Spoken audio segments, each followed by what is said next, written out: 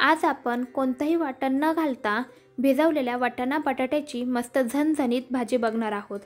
ही भाजी बनवायला अगदी सोपी आहे। ही भाजी पुरीसोबत, भाकरीसोबत, चपातीसोबत तसे भातासोबत अप्रतिम लागते। चला तर मग पटकन रेसिपीला सुरुवात करूया। इथे मी वाटाणे 2 तास चांगले भिजवून घेतले। हे बघा, वाटाणे 2 तासामध्ये अशा पद्धतीने भिजले गेले आहे। वाटाणे भिजवताना त्यात कोमट पाणी टाकायचं, म्हणजे वाटाणे लवकर भिजतात। त्यानंतर मी 2 बटाटे असे मध्यम आकारामध्ये चिरून घेतले।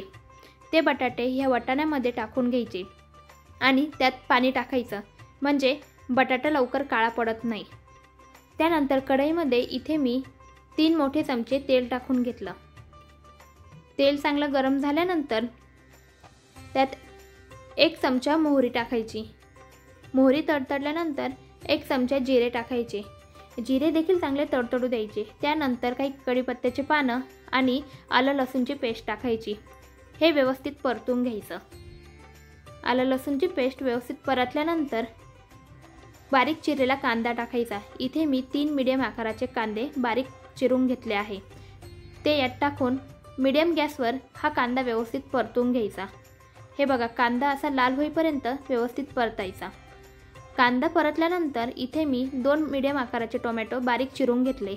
ते टोमॅटो या कांद्यामध्ये टाकून टोमॅटो देखील व्यवस्थित परतून घ्यायचा। ह्या भाजीमध्ये आपण कुठलंही वाटण टाकणार नाहीये, त्यामुळे टोमॅटो व्यवस्थित शिजला गेला पाहिजे। त्यासाठी कढईवर झाकण ठेवून अगदी 2 मिनिटं टोमॅटो आणि कांदा व्यवस्थित शिजून घ्यायचा। असं केल्याने भाजीला दुसरं कुठलंही वाटण टाकायची गरज भासत नाही आणि आपली भाजी घट्ट होते, रसरशीत होते। तर हे बघा, अशा प्रकारे टोमॅटो आणि कांदा व्यवस्थित स्मॅश करून घ्यायचा।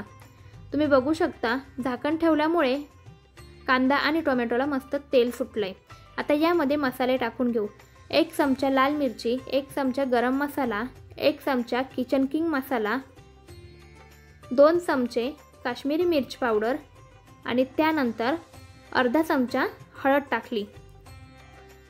तुम्हाला यात काही मसाले स्किप करायचे असेल तर तुम्ही स्किप केले तरीही चालेल। हा मसाला यामध्ये व्यवस्थित मिक्स करून घेऊया। हे बघा, अशा पद्धतीने हे सर्व व्यवस्थित परतून घ्यायचं आहे। ही प्रोसेस करताना गॅस मिडियम ठेवायचा। तुम्ही बघू शकता, मसाल्याला अगदी छान तेल सुटलंय। असं तेल सुटलं की आपल्या भाजीला तरी देखील छान येते। त्यानंतर बटाटे आणि वाटाणे यामध्ये टाकून घ्यायचे। आता टाकलेला बटाटा आणि वाटाणा या मसाल्यामध्ये व्यवस्थित परतून घ्यायचा।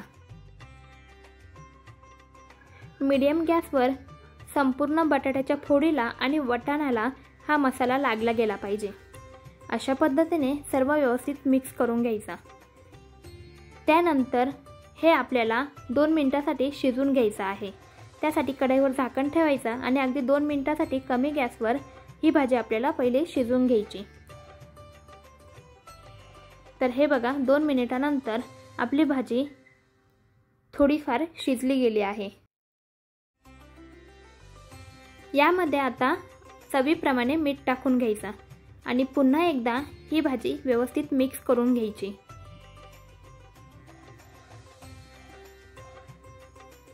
आता भाजीमध्ये पाणी टाकताना पाणी कधीही थंड टाकायचं नाही।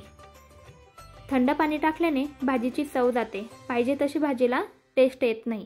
त्यामुळे भाजीमध्ये गरम केलेलं पाणी टाकायचं, म्हणजे भाजीला टेस्ट देखील छान येते आणि भाजीला लवकर उकळी फुटते।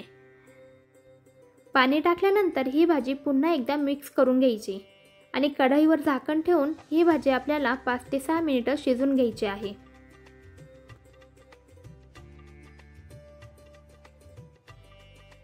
सहा मिनिटांनंतर तुम्ही बघू शकता, इथे भाजी पूर्णपणे शिजली आहे।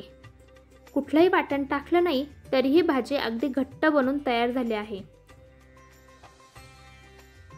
बटाटा आणि वाटाणा अगदी मऊसूत शिजला आहे। मी तुम्हाला दाखवते, त्यावरून तुम्हाला समजतच असेल की वाटाणा अगदी मऊसूत शिजला आहे। हे बघा, यात आता बारीक चिरलेली कोथिंबीर टाकून घेऊ आणि पुन्हा एकदा ही भाजी व्यवस्थित मिक्स करून घेऊया।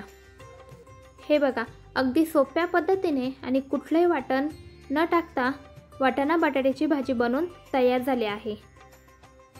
भाजी तुम्ही बघू शकता किती छान दिसते अगदी घटसर अशी भाजी बनून तयार आहे। अगदी घाई गडबडीत टिफिनसाठी तुम्हाला भाजी बनवायची असेल तर ही रेसिपी एकदा नक्की ट्राय करा।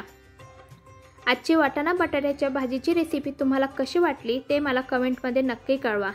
व्हिडिओ आवडला असेल तर व्हिडिओला लाईक, शेअर, सबस्क्राईब नक्की करा। भेटूया अशाच एका नवीन रेसिपीसोबत। तोपर्यंत बाय।